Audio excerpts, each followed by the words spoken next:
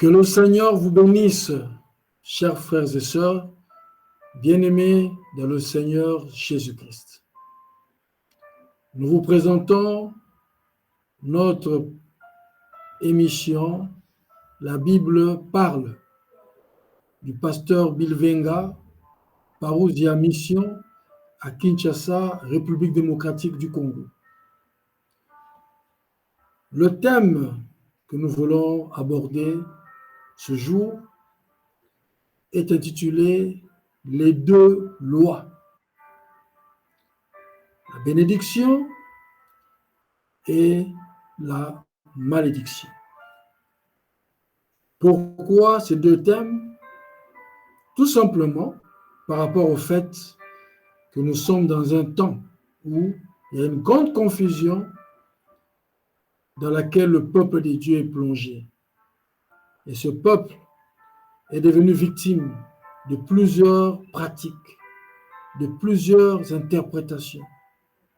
Voilà pourquoi, poussés par le Saint-Esprit, nous avons voulu apporter à la connaissance du peuple de Dieu ce dont la Bible parle.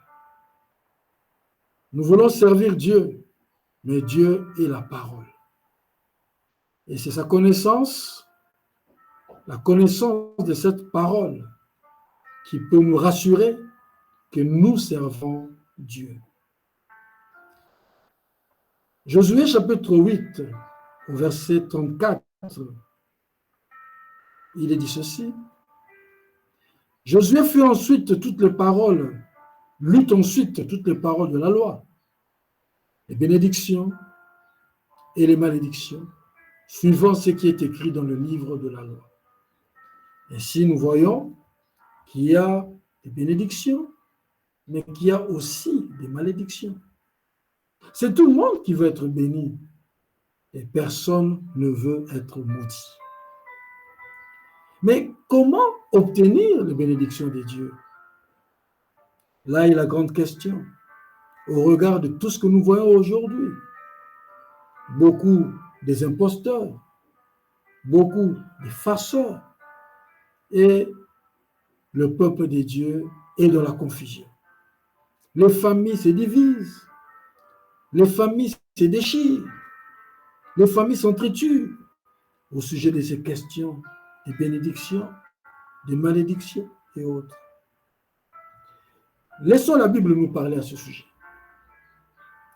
Deutéronome 28, 1. Si tu obéis à la voix de l'Éternel, ton Dieu, en observant et en mettant en pratique tous ces commandements que je te prescris aujourd'hui, l'Éternel ton Dieu te donnera la supériorité sur toutes les nations de la terre. Voici toutes les bénédictions qui se répandront sur toi et qui seront ton partage lorsque tu obéiras à la voix de l'Éternel ton Dieu. Tu seras béni dans la ville et tu seras béni dans les champs. L'Éternel fera de toi la tête et non la queue. Tu seras toujours en haut et tu ne seras jamais en bas. Lorsque tu obéiras au commandement de l'Éternel ton Dieu. Ainsi, nous voyons dans ces versets ressortir de manière claire et transparente que notre élévation, notre bénédiction repose sur un simple fait, celui d'être obéissant à la voix de l'Éternel, qui est sa parole.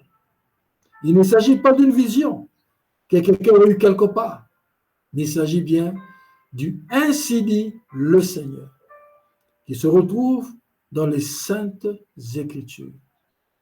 La Bible qui est la pensée exprimée de Dieu. Au commencement était la parole était avec Dieu, et la parole était Dieu. Dans le même livre de Deutéronome, chapitre 30, verset 20, il est dit « Pour aimer l'Éternel, ton Dieu, pour obéir à sa voix et pour t'attacher à lui. car de cela dépendent ta vie et la prolongation de tes jours. Voilà où se trouve le mystère, chers frères et sœurs.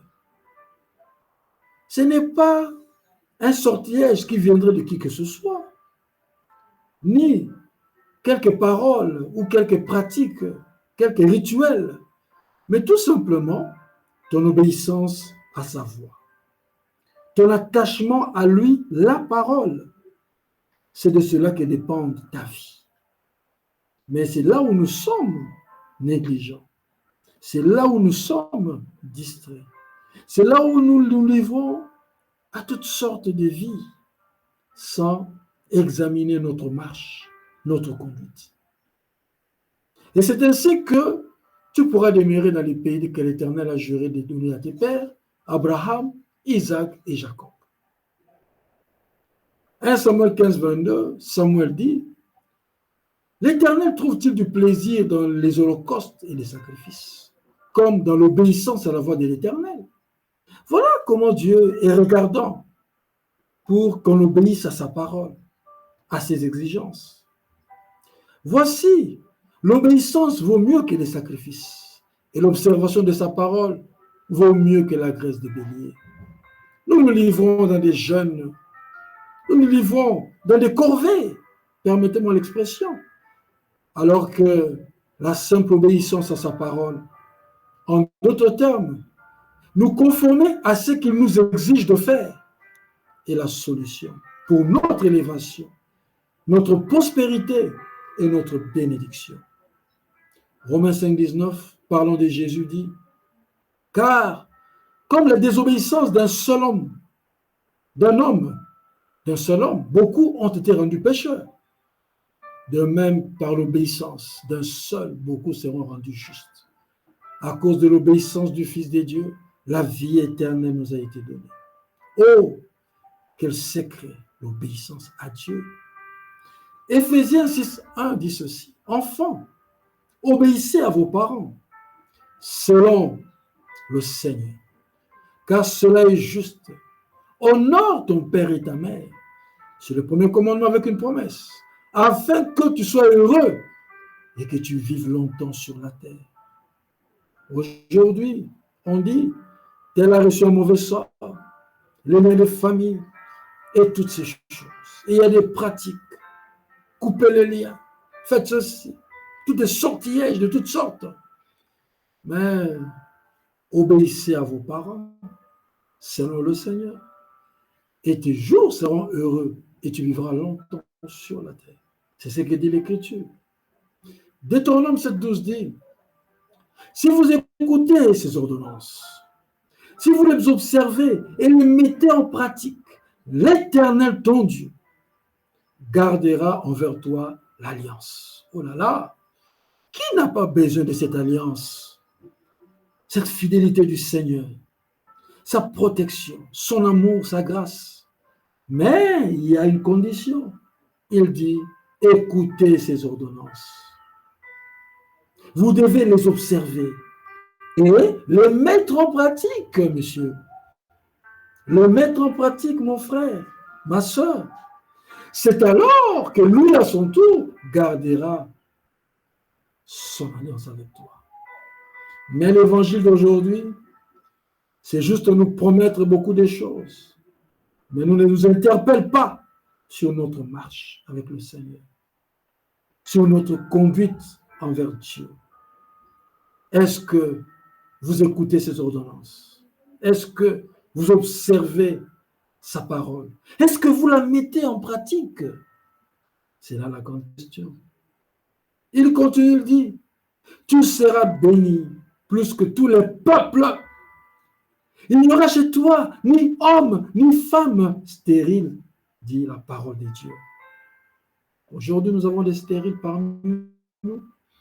Nous avons des chômeurs. Nous avons des gens malades. Nous avons plein de calamités parmi nous.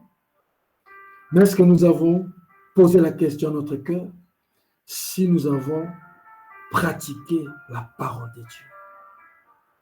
À côté, nous avons des conflits. Nous avons des péchés inconfessés. Nous avons des biens que nous avons pris, mais qui ne nous appartiennent pas. Nous n'avons pas marché selon la voie du Seigneur. Comment aspirons-nous à voir sa bénédiction dans nos vies? C'est de l'utopie, c'est de l'imagination. Revenons au principe de la Bible. Elle nous parle en ce jour. Josué chapitre 1 verset 10. Écoutez ce que Dieu dit à Josué. Que ce livre de la loi, que ma parole, ne s'éloigne point de ta bouche. Médite-le jour et nuit, constamment. Pourquoi? Pour agir fidèlement selon tout ce qui est écrit. Mais aujourd'hui, nous voulons avoir des versets qui nous plaisent et mettre de côté des versets qui nous condamnent, des versets qui nous coincent. Alors qu'il a déclaré, tu dois méditer la parole, tu dois la connaître afin qu'elle puisse régler ta marche pour que ton agissement soit un agissement fidèle à ce qu'il a dit. Et pourquoi ça? Il continue, il dit, car c'est alors que tu auras du succès dans tes entreprises. C'est alors que tu réussiras. N'est-ce pas clair, bien-aimés frères et sœurs? Mais la grande question, sommes-nous prêts à agir fidèlement selon tout ce qui est écrit? L'homme né du péché veut agir selon ses sentiments, selon ses pulsions, et faisant ainsi, il est en dehors de la volonté de Dieu.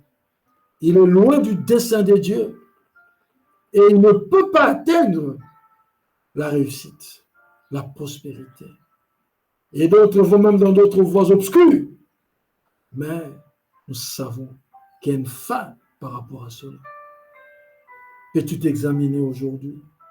Peux-tu examiner tes voies? Car c'est là le début de tout. Un agissement fidèle selon ce qui est écrit dans les Saintes Écritures, dans la parole de Dieu. Et c'est la même pensée que David nous dit dans le Psalmiste, chapitre 1, verset 1. Heureux l'homme, ou encore, béni soit l'homme, qui ne marche pas selon le conseil des méchants, qui ne s'arrête pas sur la voie des pécheurs, et qui ne s'assied pas en compagnie de moqueurs. Mais écoutez, qui trouve son plaisir. C'est un plaisir. Où? Dans la loi de l'Éternel. Et qui la médite jour et nuit. Exactement comme Josué chapitre 1, où Dieu dit à Josué, médite-le jour et nuit. N'est-ce pas merveilleux? Celui qui fait de la parole son plaisir et quelque chose qui vous plaît, vous ne vous fatiguez pas. Mais vous, que faites-vous de la parole du Seigneur? Vous ne l'écoutez que les dimanches quand vous allez à l'église. Et ne même pas du tout. Est-ce que vous en faites un plaisir de connaître sa pensée? Comment pouvez-vous connaître la pensée d'une personne s'il ne s'exprime pas? C'est quand la parole est prononcée que vous découvrez la pensée d'une personne. Et Dieu s'est exprimé par sa parole. Et la parole nous montre quelle est sa pensée, quel est son dessein, quelle est sa volonté. Voilà pourquoi nous devons être dans l'expectative de la méditer, cette parole, et jour et nuit. Et alors, qu'est-ce qui lui arrive? Nous continuons. Il est comme un arbre planté près d'un courant d'eau qui donne son fruit en sa saison. Il est fertile, il est prospère. Pourquoi? Il trouve son plaisir dans la loi pour découvrir ce qui est écrit et pour agir fidèlement selon ce qui est écrit. Vous allez me dire, est-ce que pareilles personnes existent encore sur la terre? Oui, ils existent. Ils existent. C'est l'évangile social, l'évangile de mendicité qui a amené la confusion dans les esprits des gens. faisant des gens des mendiants devant Dieu, alors que, comme on le verra plus tard, vous êtes fils de Dieu, vous êtes fille de Dieu, vous appartenez à la famille de Dieu et les bénédictions sont pour vous. Alors, il donne son fruit en sa saison et dont le feuillage ne se flétrit point. Tout ce qu'il fait, lui, réussit. Tout. Il prospère dans le domaine spirituel, il prospère dans le domaine naturel, dans le matériel, dans les finances, il prospère. Tout ce qu'il fait, lui, réussit. Ainsi dit la Bible. Nous voulons la réussite, bien-aimés. Nous voulons prospérer à tous égards. La bonne santé, le matériel, l'épanouissement. Mais est-ce que nous voulons accepter le secret qui s'y cache?